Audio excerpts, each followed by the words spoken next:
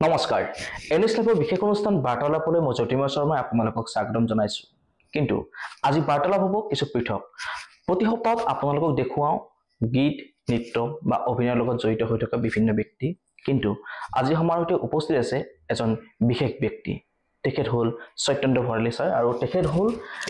আমাৰ যি নাগাৰ নাম আছে নাগাৰ নামৰ তেখেত পাঠক আহকচোন আজি আমি তেখেতৰ সৈতে কিছু কথা পাতোঁ ছাৰ আপোনাক স্বাগতম জনাইছো আমাৰ অনুষ্ঠানলৈ নমস্কাৰ জনাইছো আমি যিমান দূৰ জানো আপুনি এজন শিক্ষকতাৰ পিছতো আপুনি নাগাৰ নামৰ সৈতে আজি বহু বছৰৰ পৰা আপুনি জড়িত হৈ আছে কওকচোন আপোনাৰ বিষয়ে বা আপোনাৰ অনুভৱ কেনেকুৱা নাগাৰাম আচলতে মোৰ তেজত আছে মই শিক্ষকতা বৃত্তিত জইন কৰিছিলোঁ 92 চনত 1992 কিন্তু মই প্ৰায় ক্লাছ 4-5 মানৰ পৰা মনত আছে 81 চন মানৰ পৰা নাগাৰা নাম গাইছিলোঁ গাঁৱত আৰু 90 চন মানৰ পৰা গুৱাহাটীৰ কাহালিপাৰাত মোৰ দল আছিলে মই যেতিয়া চাকৰি খুঁটে আহিছিলোঁ কোম্পানীত জইন কৰিছিলোঁ তাৰ এটা ৰেডিমেড দলত কৰিছিলোঁ আৰু বিভিন্ন অঞ্চলৰ লখৰা বা ডিপিএ কোৱাৰ্টাৰ বা এটা সময়ত জ্যোতি চিত্ৰমনৰ যিবিলাক কৰ্মচাৰী মোক দেখিছিলে কিন্তু মই মানে প্ৰচাৰ বিমুখ আচলতে মই সিমান ভবা নাছিলোঁ বা তেতিয়া এই ধৰণৰ ইউটিউব বা কিবা চেনেলে মাতিছিল যদিও মানে জ্যোতি চিত্ৰমনক মই যোৱা নাছিলোঁ মোৰ বন্ধু বসন্ত মেনে বঢ়িয়াকৈ স্কেচেট কৰিছিলে তাৰ আগতে মই চান্স পাইছোঁ মই আচলতে প্ৰচাৰটো সিমান নাই কিন্তু প্ৰকৃতভাৱে হৰিনাম গোৱা মই ভাল পাওঁ মামা পাঠক আছিল বৰদেউতা পাঠক আছিল তেখেতসকলৰ আশীৰ্বাদ লৈ মই সৰুৰ পৰা ক্লাছ 4 মানৰ পৰা নাম গাইছিলোঁ প্ৰিয় দৰ্শক যিহেতু লগত নাগাৰ নামৰ পাঠক আছে এইখিনি সময়ত আমি নাগাৰা যদি এক পাকি শুনো নিশ্চয়কৈ আপোনালোকৰো ভাল লাগিব নে কি কয় হয় ঠিক আছে আপুনি নিশ্চয় শুনাব পাৰিব আমাৰ দৰ্শকসকলৰ কাৰণে ঠিক আছে ওম নমো নাৰায়ণ ওম নমো নাৰায়ণ ওম নমো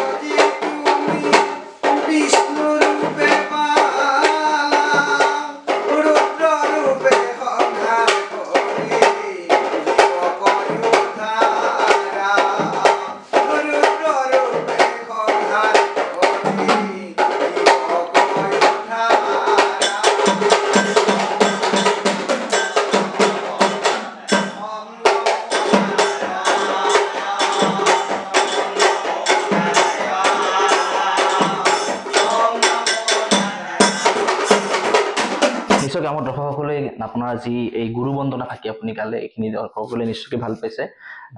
আপুনি যিটো শিক্ষক বহুত সময় ব্যস্ত হৈ থাকিব লাগে তাৰ মাজতো নাগাৰা নাম যেতিয়া আপোনালোকে পৰিৱেশন কৰিবলৈ যায় বহুত অধ্যয়ন কৰিবলগীয়া হয় বা বহুতখিনি প্ৰেক্টিচ কৰিবলগীয়া হয় কেনেকৈ সময় পায় আপুনি আচলতে যেতিয়া কোনো এটা বস্তুত মানে আস্থা থাকে বা কৰ্ম কৰিম বুলি হেঁপাহ থাকে মানে প্ৰতিশ্ৰুতিবদ্ধ গতিকে মই যেতিয়া সৰুতে মানে পথাৰত কাম কৰোঁ তেতিয়াও নাম মুখস্থ হৈ থাকে মই বেউলা লক্ষীন্দৰ নামটো তেনেকৈ গাইছিলোঁ মৰা নাম আৰু দেউতাহঁতক সহায় কৰি দিওঁ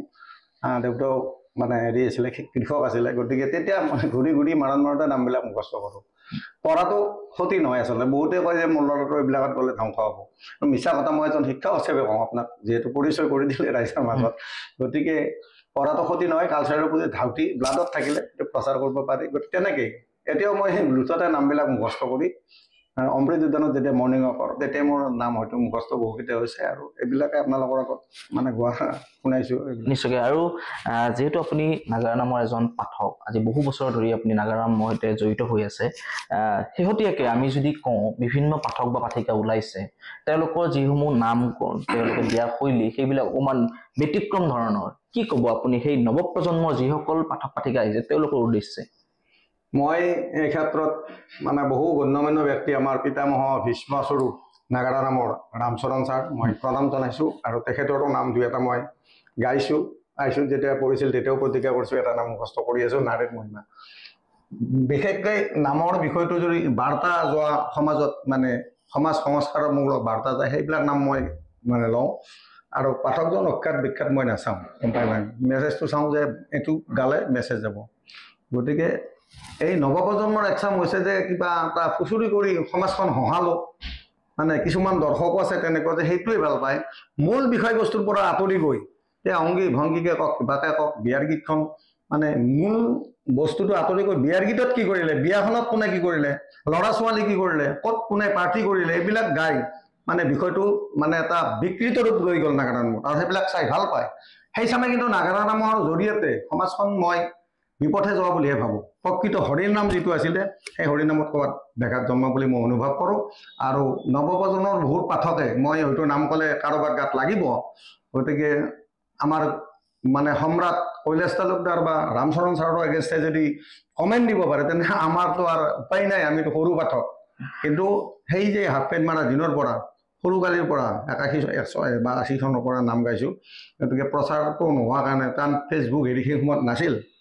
গম পাই নাই। এতিয়া বহুতে কৈছে যে ভাল ভাল হৈছে, অমুকে নামক ওপৰত নিছে, মই নামটো নকওঁ, কিন্তু তেখেতসকলে কেইখন ভাগৱত পঢ়িছে। শিক্ষিত পাঠক আগতে আছিল, ৰূপেন ছাৰৰ কথা আজি মই ক'ব পাৰোঁ, যাক কন্দে মানে নাম গাইছিলে,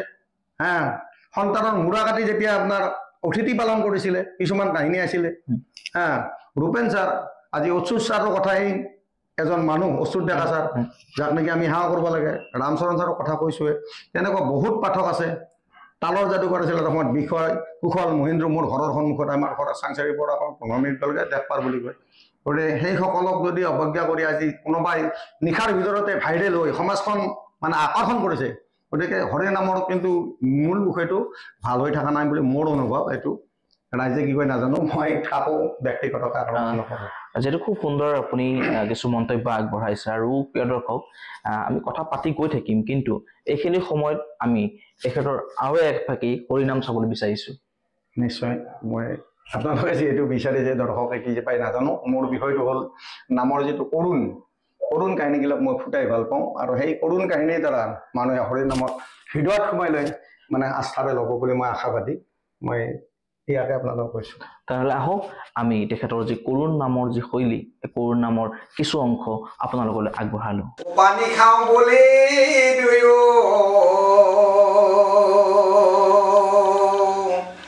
অজলত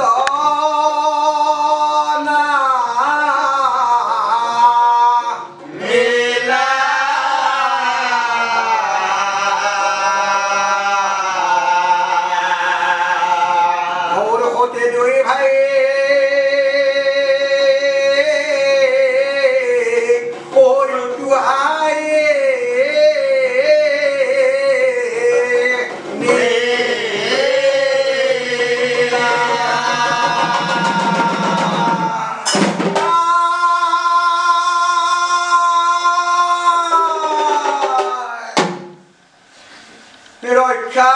করা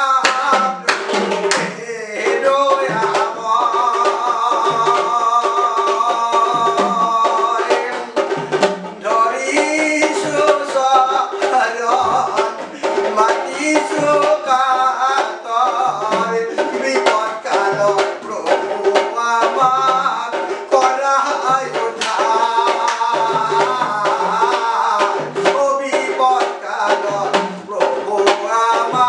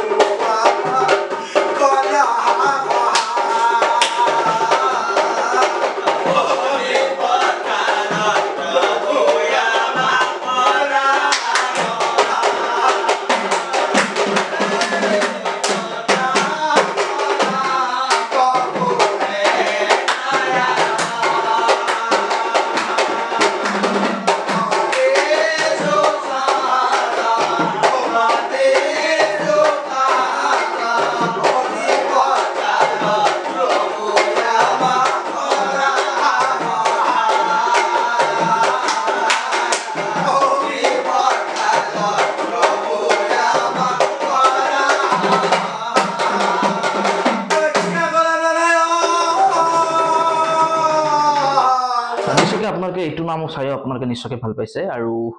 কথা ক'বলৈ বহুত আছে আচলতে নামৰ বিষয়ে যেন সুধি থাকিবলৈ মন গৈ থাকে নৱপ্ৰজন্মত বহুত কিতাপ পাঠক বা পাঠিকা ওলাইছে বৰ্তমান সময়ত নাম প্ৰসংগ কৰি এটা পৰিয়াল পোহপালন দিব পাৰি বুলি আপুনি ভাবেনে এই ক্ষেত্ৰত কিছুমানে লৈছে বা এইটো ভুল বুলি মই নকওঁ কাৰণ প্ৰথম কথা হ'ল চাউল কথা পিছতে হৰিৰ কথা বুলি কয় গতিকে পেটৰ তাৰণত বা এনেই বহি থকাতকৈ যে হৰিৰ নাম গায়ো যেনেকৈ মানে আমাৰ শিল্পীসকল গায়কসকলে যদি পায় অভিনেতাসকলে যদি পায় কিন্তু বৰ্তমান চলিছে বহুত কষ্টত চলিব লাগে মই ফাংচন গাইছিলোঁ লোকগীতো গাইছিলোঁ এটা সময়ত মই পুথিমাৰী হাই ছেকেণ্ডেৰী মানে শ্ৰেষ্ঠ লোকগীতৰ শিল্পীও আছিলোঁ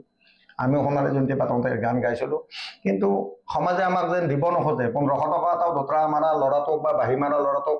দিব নোখোজে নিজৰ হাতৰ পৰা দি অসমীয়া সংস্কৃতি ৰক্ষা কৰিছোঁ নামো কেতিয়াবা আমি গাইছোঁ যে এজন মৃতকৰ আত্মাৰ সদগতিৰ অৰ্থে মানে হৰিনাম গাব লাগিলে গৃহস্থৰ যদি অৱস্থা বেয়া আমি এনে হ'লেও নামখন গাইছোঁ 2000তো 1000তো 10000 12000 বা কিছুমানেতো 25000 30000 18000তে নাম গায় গতিকে এইসকল মানে পাঠকে কিন্তু কিছুমান চলিছে যেনে বসন্ত বায়ন মোৰ বন্ধু তেওঁকো মই টাকা দি মাতিছোঁ সেইবিলাক কিন্তু সুন্দৰকৈ চলি আছে ৰামচৰণ ছাৰৰ কথা নকওঁ আমি সিমানলৈ হ'ব নোৱাৰোঁ ভৱিষ্যতে তেখেতসকলে আশীৰ্বাদ দিলে কি হওঁ নাজানো যিহেতু মই এটা কৰ্মত ব্যস্ত মই গুৱাহাটীৰ বাহিৰত যাব টান পাওঁ গৈছোঁ টিহু মাখি বাহাত গাইছোঁ ক'ৰবাত গাইছোঁ এইবিলাক মানে মই আহিলে মোৰ মেইন যিটো কৰ্মৰে মই চৰকাৰৰ পৰা খাই আছোঁ গতিকে সেইটো মই জালুকবাৰী বেলতলা এইবিলাকতে মানে গুৱাহাটী মহানগৰীৰ ভিতৰত মই গাই ভাল পাওঁ ৰাতি 12টাৰ ভিতৰত শেষ হ'লে মোৰ ৰাতিপুৱা কৰ্মত হাম নহয় প্ৰিয় দৰ্শক খাই আছে বহুতে নাম মানে গাই আশীৰ্বাদ দিছোঁ তেখেতসকলে ভালে থাকক প্ৰিয় দৰ্শক আমি অনুষ্ঠানটো সামৰিব হ'ব আৰু সামৰাৰ আগতে তেখেতৰ আৰু এফাকি আমি নাগাৰা নাম শুনিবলৈ বিচাৰিছোঁ ও ৰজা হৈ গৰু হলো কৰ্মৰ দোষত সংগীবিহীন হলো মই কোনো নাই কাষত অসহায় লাগে ৰে কাৰুণা পামান মই কাৰুণা পাওঁ কাৰুণা পাওঁ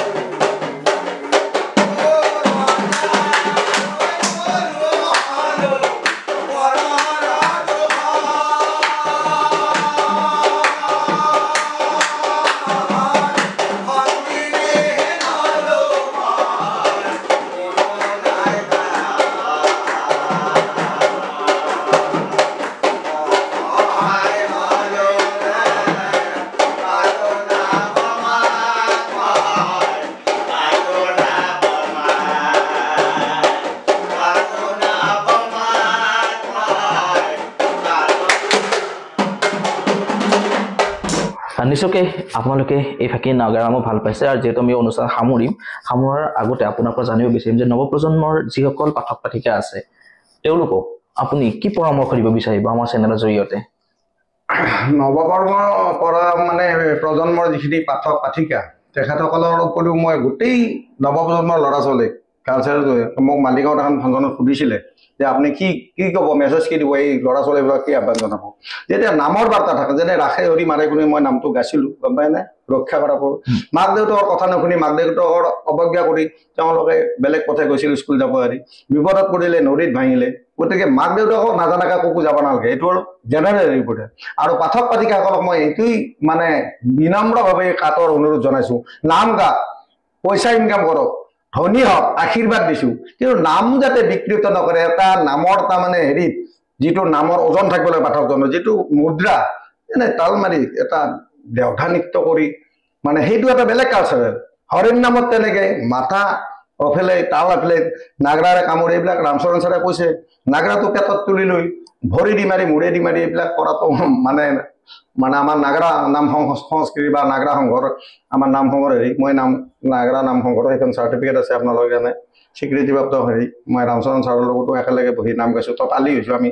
এই যোৱা হেৰিত কুমাৰপাৰাত গৈছিলে গতিকে তেখেতসকলক বিনম্ৰ যে সমাজ আকৰ্ষণ কৰাৰ কাৰণে বিকৃত ৰূপ ধাৰণ নকৰিব সংস্কৃতি বিকৃত নকৰিব এই আহ্বান মই ৰাখিছোঁ সকলোৱে এইদৰে চলক আশীৰ্বাদ কৰিছোঁ সকলোৱে সৰু বৰ সকলোতে মই পৰামৰ্শ দিছোঁ আৰু ডাঙৰসকলক মই নমস্কাৰ কৰিছোঁ ভুল হ'লে ক্ষমা কৰিবলৈ আশা যদি আপোনাক আমাৰ এই অনুষ্ঠান চোৱাৰ পিছত আমাৰ দৰ্শকসকলে কোনোবাই আপোনাক নাগাৰা নামৰ কাৰণে আমন্ত্ৰণ কৰিব বিচাৰে তেতিয়াহ'লে আপোনাক কেনেধৰণে যোগাযোগ কৰিব পাৰিব মোৰ ফোন নম্বৰ নিশ্চয় আপোনালোকৰ লগত থাকিব বা যোগাযোগ কৰিলে স্ক্ৰীনত আমি দি থৈছোঁ অলৰেডি আপোনালোকে যদি যায় গতিকে মই মোৰ সামৰ্থ্যৰ ভিতৰত সময় মিলাই গতিকে মই যোৱাৰ চেষ্টা কৰিম হৰিনামক কোনোদিনে অৱহেলা নকৰোঁ আৰু কৰিলে হয়তো পাপ হ'ব ইতিমধ্যে দুই এটা ফেচবুকত চাই সৰ্থেইবাৰে কিবা মানে মাতিছিলে মংগলদৈ মই তেনেকৈ হয়তো গাড়ীখনৰ কিবা এটা এনেকুৱা পালে মই বৰ বিশেষ হেৰি নকৰোঁ নাম গাইটো আৰু মানে চলা মানে পৰিৱেশ মোৰ হোৱা নাই গতিকে নিশ্চয় যাম বুলি আপোনালোকক পৰিচয় দিছোঁ অসমৰ ৰাইজক পৰিচয় দিছোঁ যদি বিচাৰে বা সৰু পাঠক বৰ্তমান বিচাৰিলে কিন্তু মই যাম হৰে নাম গাম নিশ্চয় প্ৰিয় দৰ্শক আজি আমি কথা পাতিলোঁ এজন বিশেষ ব্যক্তিৰ সৈতে তেখেত হ'ল নাগাৰামৰ পাঠক সত্যেন্দ্ৰ ভৰালী ছাৰ আৰু অহা খণ্ডত পুনৰ এজন নতুন অতিথিৰ সৈতে মই জ্যোতিৰ্ময় শৰ্মাই পুনৰ উপস্থিত হ'ম আমাৰ বিশেষ অনুষ্ঠান বাৰ্তালাপৰে গতিকে চাই থাকিব NS লাইভ যদি আপোনালোকে ফেচবুকত চাই আছে আমাৰ পেজটো লাইক কৰিব আৰু যদি ইউটিউবত চাই আছে আমাৰ চেনেলটো ছাবস্ক্ৰাইব কৰি কাষত থকা বেল আইকনটো হিট কৰি দিব ধন্যবাদ